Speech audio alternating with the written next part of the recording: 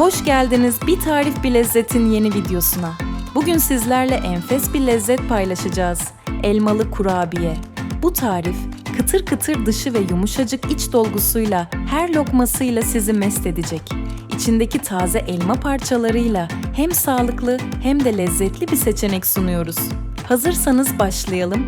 Kurabiye yapmanın püf noktalarını sizlerle paylaşacağım. Tarifimize geçmeden önce kanalımıza abone olmayı unutmayın ve yorumlarınızı bizimle paylaşın. Şimdi mutfağa geçelim ve bu harika kurabiyeleri birlikte yapalım.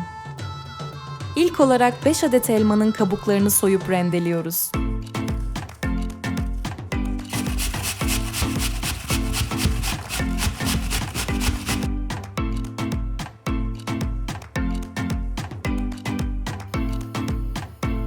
Rendelenmiş elmaları uygun bir tavaya alıp ocağın en büyük gözünde yüksek ateşte 5 yemek kaşığı toz şekeri ile birlikte ara ara karıştırarak iç harcını kavuruyoruz.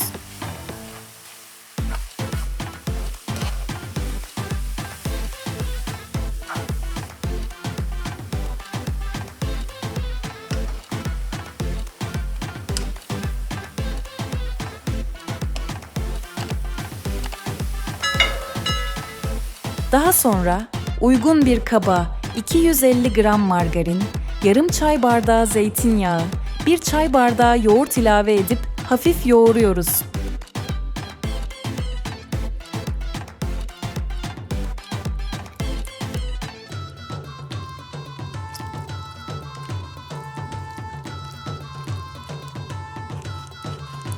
Dört su bardağı unu, bir paket kabartma tozunu azar azar ilave ederek hamur kıvam alana kadar yoğurma işlemine devam ediyoruz.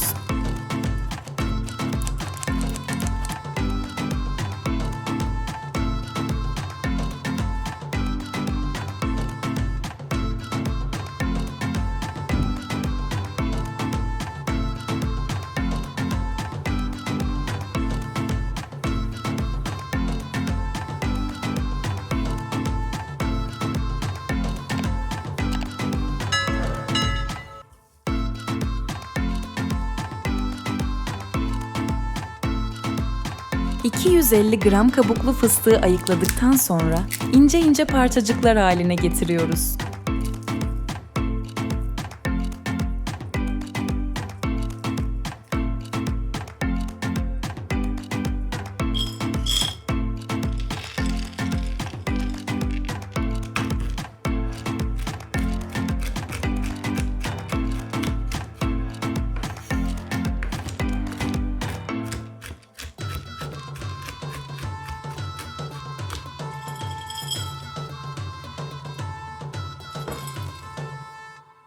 Hamurumuzu 4 eşit parçaya ayırıp el merdanesi yardımıyla açıyoruz.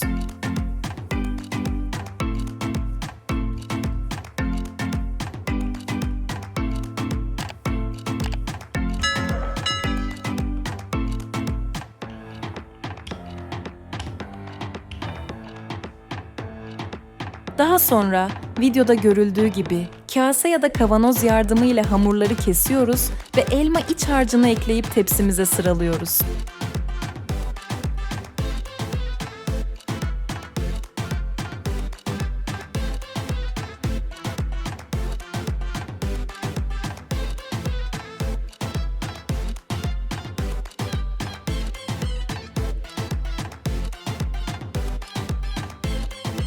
Önceden ısıtılmış 180 derece fırında 25 dakika pişiriyoruz.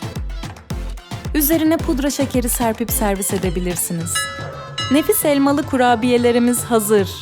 Dışı kıyır kıyır, içi yumuşacık ve meyve dolgulu bu kurabiyeler çay saatlerinize lezzet katacak. Eğer siz de bu pratik ve lezzet dolu tarifi beğendiyseniz videoyu beğenmeyi ve kanalımıza abone olmayı unutmayın. Deneyen herkesin favorisi olacak bu tarif için yorumlarda görüşlerinizi, sorularınızı ya da kendi deneyimlerinizi bizimle paylaşabilirsiniz. Yeni tariflerde tekrar görüşmek üzere. Şimdiden afiyet olsun ve hoşça kalın.